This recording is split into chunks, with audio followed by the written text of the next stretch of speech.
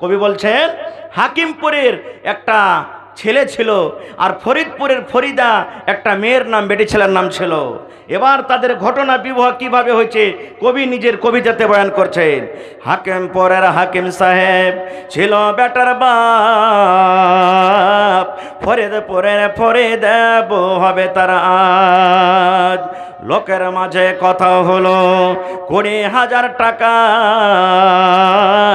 নগদ দিতে হবে, ধারের নহি কথা। আজকে সমাজে দেখবেন কত বহিন এমন আছে বিষ খেয়ে মরে যায়, কেউ দেখবেন গলাতে দড়ি দিয়ে মরে যায়, কত বাপ দেখবেন মেয়ের জন্য পাগল হয়ে যায়। আল্লাহ আমার মেয়ের কেমন করে বিবাহ দেব, আল্লাহ আমার মেয়েকে কেমন করে বিদায় করব, আল্লাহুস সামাদ।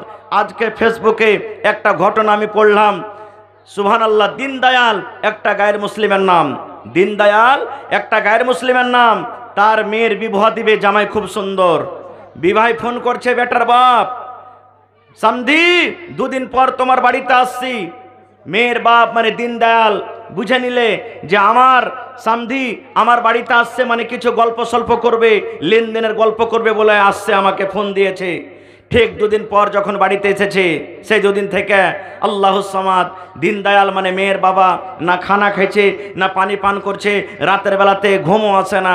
এবার একটা ছোট্ট ছেলে তখন তাকে বলছে, আব্বাজান কি ব্যাপার, 2 দিন থেকে দেখছি তোমাকে যে তুমি রাতের বেলাতে শুধু জায়গা থাকছো, তোমার চোখ দিয়ে ঝরঝর ঝরঝর করে পানি ঝরছে, তুমি কিছু খাও না, তোমার মনটা ভারী হয়ে থাকছে, ব্যাপার কি? এবার তখন ওই দীনদয়াল মেয়ের বাবা বলছেন, বেটারে ও আমার কলিজার টুকরা সন্তান, তোর বোনের যে বিয়ে দেব রে বেটা, যে জায়গাতে আমি বিয়ে ঠিক করেছি ওই জামাইয়ের বাবা 2 দিন পর আমার বাড়িতে আসবে লেনদেনের কিছু কথা করার জন্য। কত টাকা চাইবে?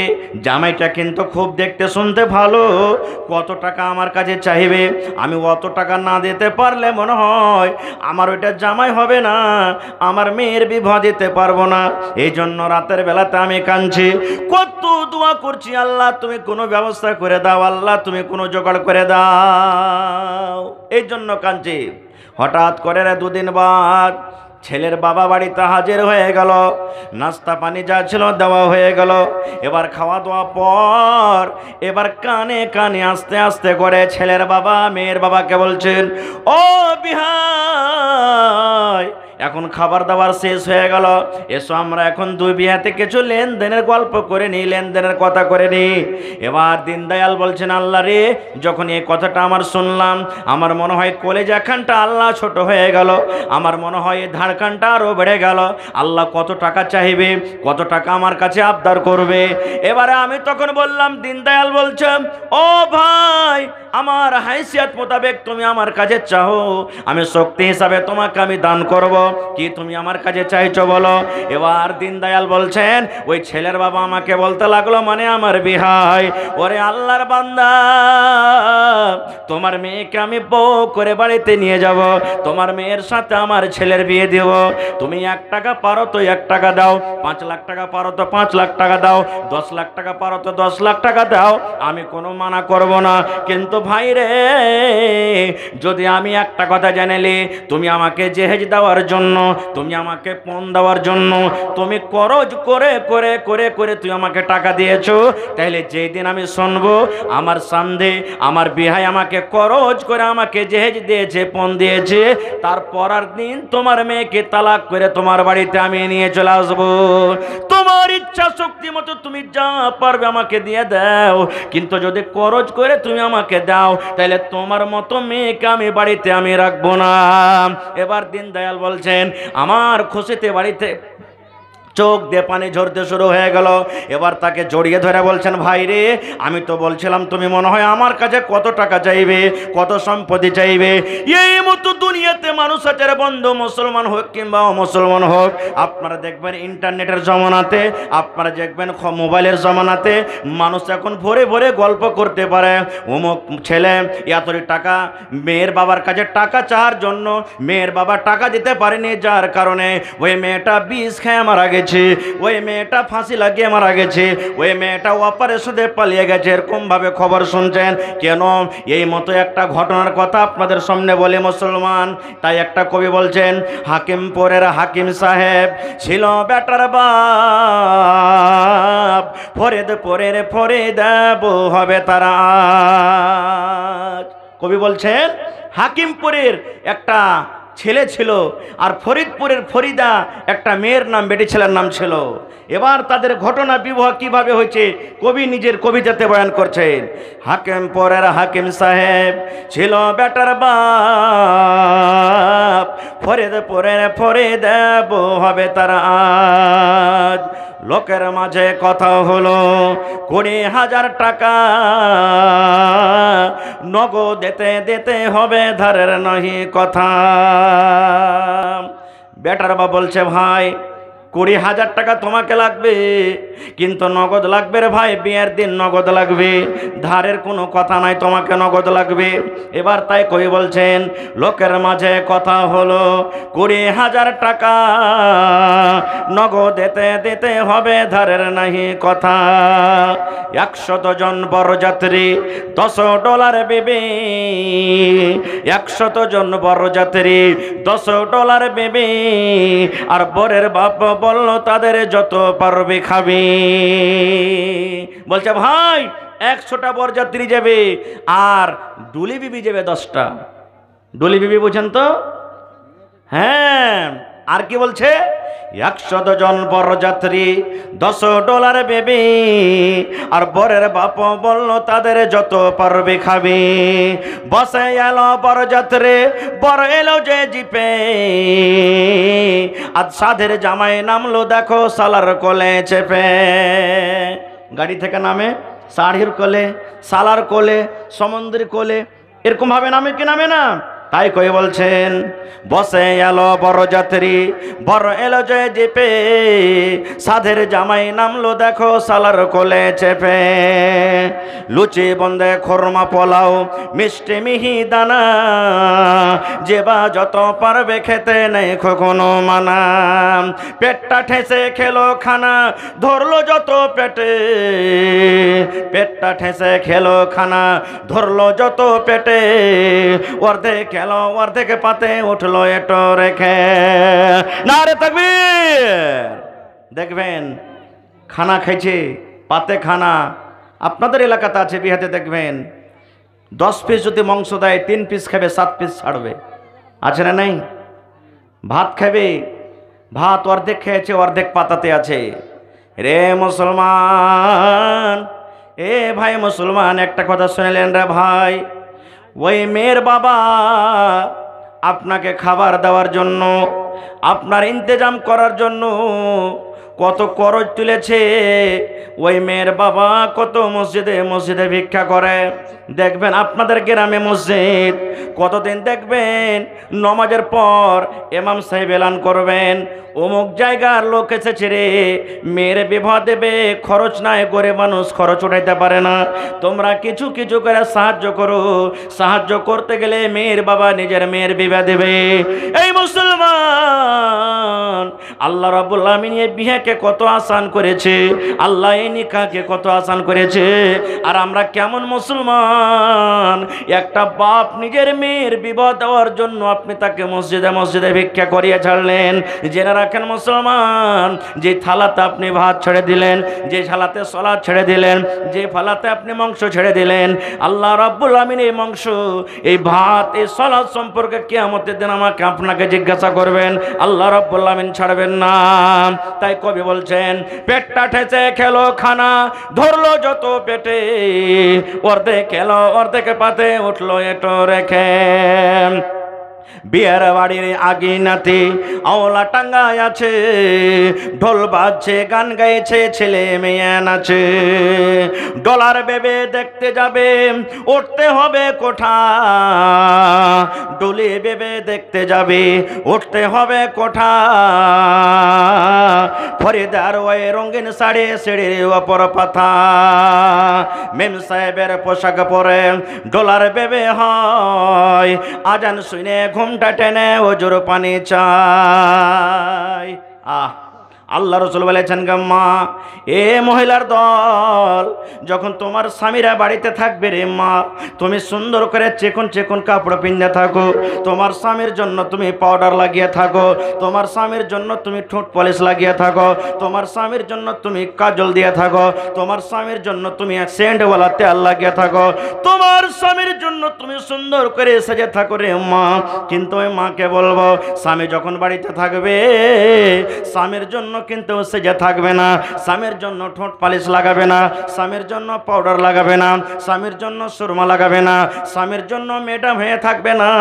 কিন্তু ওই মাকে দেখবেন যখন ভাইয়ের বিয়ে লাগবে, যখন বেটার বিয়ে লাগবে, যখন দেখবেন ভাতিজার বিয়ে লেগেছে, ওরে আল্লাহ এমন ভাবে সেজে খুঁজে বদরাতে যাবে, মনে হয় সেই কোনো বরযাত্রী নয়, মনে হয় স্কুল কলেজের কোন একটা ম্যাডাম সেজা আছে। এরকম আছে না নেই? নতুন কাপড় পিনবে, পরকে দেখাতে যাবে, নিজের স্বামীকে দেখাবে না। খো এই তো মা খালাদের অবস্থা। সুবহানাল্লাহ। তাই কবি বলছেন, এবার যখন বাড়িতে কোনোদিন নমাজ রোজার কোনো ধার ধারে না, আর যেমনই পরের বাড়িতে গেছে, আজান হয়েছে, বুবুজি এক বদনা পানি গালা দাও তো, অজু করে নমাজ পড়বো। জীবনে নমাজ পড়েনি আর আজকে অজু করে নমাজ পড়বে। নমাজ না পড়ি তো লোক কি কইবে? ভাইয়ের ক্ষমতা দেখবেন, বিহাই আসবে বাড়িতে, নমাজ পড়েনি, বিহাই নমাজি আর এই নমাজ পড়ে না, জীবনে না পড়লে ইচ্ছা করবে, তখন ওই এক টাইমে দু টাইম যে বিহাই বাড়িতে থাকবে তখন ওর সাথে সাথে যে নমাজ পড়বে। এরকম আছে না নেই? আল্লাহ রাব্বুল আলামিন কোরআনে বলেন, ফাওয়াইলুল লিল মুসাল্লিন, ওই নমাজীদের জন্য হইল ওয়াইল্লামি জাহান্নাম। আল্লাহ বলেন, বান্দারে বান্দিরে, নমাজ পড়ে তুমি জাহান্নামে যাবে রে বান্দা বান্দে। কোন নমাজীদের জন্য? আল্লাহ রাব্বুল আলামিন বলেন, বান্দা বান্দিরে, যে মানুষকে দেখিয়া নমাজ পড়ে, মানুষকে দেখাবার জন্য নমাজ পড়ে, নমাজ না পড়ে তো লোক কি বলবে, নমাজ না পড়ে তো কুটুম কি বলবে, নমাজ না পড়ে তো বিহাইন কি বলবে, নমাজ না পড়ে তো মৌলানা কি বলবে, নমাজ না পড়ি তো বিহাই কি বলবে।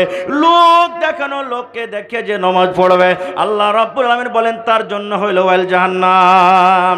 তাই কবি বলছেন, ডলার বেবে দেখতে যাবে, উঠতে হবে কোঠা, ফরিদার ওই রঙিন শাড়ি সিঁড়ির ওপর পাতা, মেম সাহেবের পোশাক পরে ডলার বেবে হয়, আজান শুনে ঘুমটা টেনে ওজুর পানি চাই, ফরিদা হলুদ মেখে সাবুন হাতে গোসলখানায় যায়, পরে শাড়ি শ্বশুর বাড়ি যাওয়ার অপেক্ষায়। বরযাত্রী বাড়ি চলে গেল, ফরিদা হলুদ মেখা আছে, সাবুন হাতে গোসলখানাতে যেছে, গোসল করাবে, শ্বশুর বাড়ি যাওয়ার জন্য অপেক্ষাতা আছে, যে বরযাত্রী চলে এসেছে আমি এখন গোসল করব। তাই কবি বলছেন, ফরিদা হলুদ মেখে সাবুন হাতে গোসলখানায় যায়, পরে শাড়ি শ্বশুর বাড়ি যাওয়ার অপেক্ষায়, কুটুম খাওয়ারে ঝামালাতি বেটার বাপ রাগে, বলে ও ভাই ওহে বিহাই দেরি কোন কাজে। কুটুম বাড়িতে এসেছে, বেটির বাপ এদিকে একবার দেখা, ওদিকে একবার দেখা, ওদিকে একবার দেখা। বেটার বাপ তখন বলছে, ভাই আরে টাকাটা দাও, যে 20,000 টাকাতে ফয়সালা হয়েছিল টাকাটা দাও, আর দেরি কেন করছো? আরে বেটাতে চলে এসছে, বরযাত্রী চলে এসছে, এখন তো বিয়ে হবে, টাকাটা দাও। তাই কবি বলছেন, কুটুম খাওয়ার ঝামালাতে বেটার বাপ রাগে, বলে ওই ভাই ওহে বিহাই দেরি কোন কাজে। সব ফেলিয়া বেটির বাপ এলো মজলিসেতে, সব ফেলিয়া বেটির বাপ এলো মজলিসেতে, দেখা দেখি মাথায় টোপে দিল সকলেতে, কেউ বা রুমাল কেউ বা মাথা ঢাকলো গামছাতে, কেউ বা রুমাল কেউ বা মাথা ঢাকলো গামছাতে, ঘন ঘন সুবহানাল্লাহ আলহামদ পড়ে। বরের বাপ তোবা তোবা জোরে নিঃশ্বাস ফেলে, মনে হচ্ছে কিছুক্ষণ ফেরেশতা নেমেছে। বেটার বাপ এদিকে টাকার আবদার করে দিয়েছে, আস্তাগফিরুল্লাহ আস্তাগফিরুল্লাহ লা ইলাহা ইল্লা আনতা সুবহানাকা ইন্নী কুনতু মিনাজ জালিমিন তাসবিহ তাহলিল পড়ছে।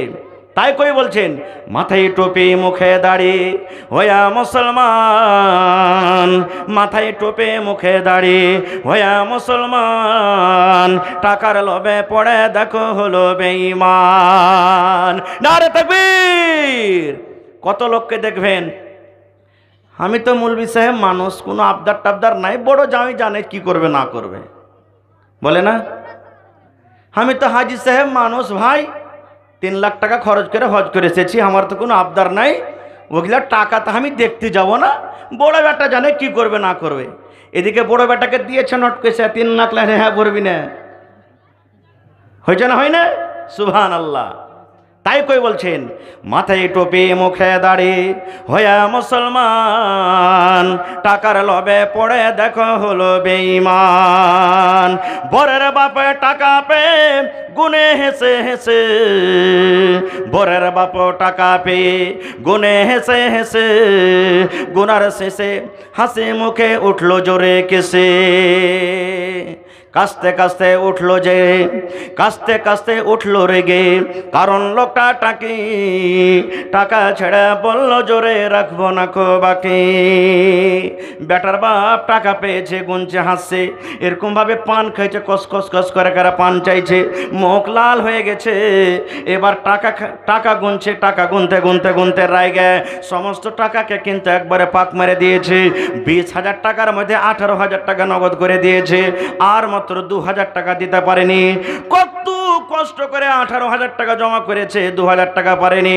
তাই কবি বলছেন, বরের বাপ টাকা পেয়ে গুনে হেসে হেসে, গুনার পরে শাসে মুখে উঠলো জোরে কষে, কাস্তে কাস্তে উঠলো রেগে, কারণ লোকটা টাকা ছেড়ে বলল জোরে রাখবো না খো বাকি। সবটি টাকাকে ফেলে দিলে না, 20,000 টাকা দেওয়ার কথা আছে, তুমি দিয়ে যাও। আহা, বেটের বাপ সবার মাঝে, সভা মানে মজলিস, বেটের বাপ সবার মাঝে জোড় করিয়া আর করোনা অপমান শোনো আমার বাত। বেটের বাপ জোড় হাত করে বলছে, ভাই রে, এই সবার মাঝে তুমি আমাকে আর অপমান করিও না, তুমি আর বেজ্জতি করিও না রে ভাই। তাই কবি বলছেন, সবার মাঝে বেটির বাপ জোড় করিয়া হাত আর করোনা অপমান শোনো আমার বাত। অষ্টমংলার ভেতরেতে 2,000 টাকা সদবোধ সব করিয়া দেব, আর দিও না ব্যথা। এবার বেটির বাবা বলছেন, ভাই রে, আর তুমি অপমান করিও না, এত বরযাত্রীর সামনে তুমি আমাকে অপমান করিও না। 2,000 টাকা আছে ভাই, আমি কষ্ট মষ্ট করে তোমাকে 2 দিন 4 দিন 10 দিনে দিয়ে দিব, ভাই তুমি আমাকে কষ্ট দিও না। এ কথা বলো পড়ো। এবার বেটার বাপ দেখেন কি করছেন, শুনলো না খো বেটার বাপ লাফিয়ে গেল উঠে, শুনলো না খো বেটার বাপ লাফিয়ে গেল উঠে, আর জানলা হতে সব ভরে দেয় তাকিয়া তাকিয়া দেখে।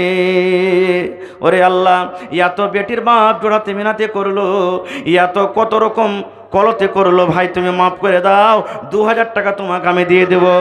এত জোড়াতি মিনতি করার পর বেটার বাপ মানলো না, লাফিয়া উঠে গেল, না এ বিয়ে হবে না, এ বিয়ে হবে না, যতক্ষণ পর্যন্ত টাকা নগদ না হবে বিয়ে হবে না। এই সমস্ত জিনিস জানলা থেকে এবার ফরিদা কিন্তু দেখছে আর কাঁদছে। এবার ফরিদা আফসোস করে বলছেন জানলা থেকে, আব্বা মরে পয়দা করে এত অপমান। ফরিদা কাঁদছে, চোখ দিয়ে ঝরঝর করে পানি ঝরছে, আর বলছে, আব্বা মরে পয়দা করি এত অপমান, নিজের চোখে দেখে বলে রাখবো না কো জান। বিষের বোতল মুখে নিয়ে খেলো কেন্দে কেন্দে, বিষের বোতল মুখে নিয়ে খেলো কেন্দে কেন্দে, গেলে নিল মরে গেল বিয়ের পোশাকে পেন্দে।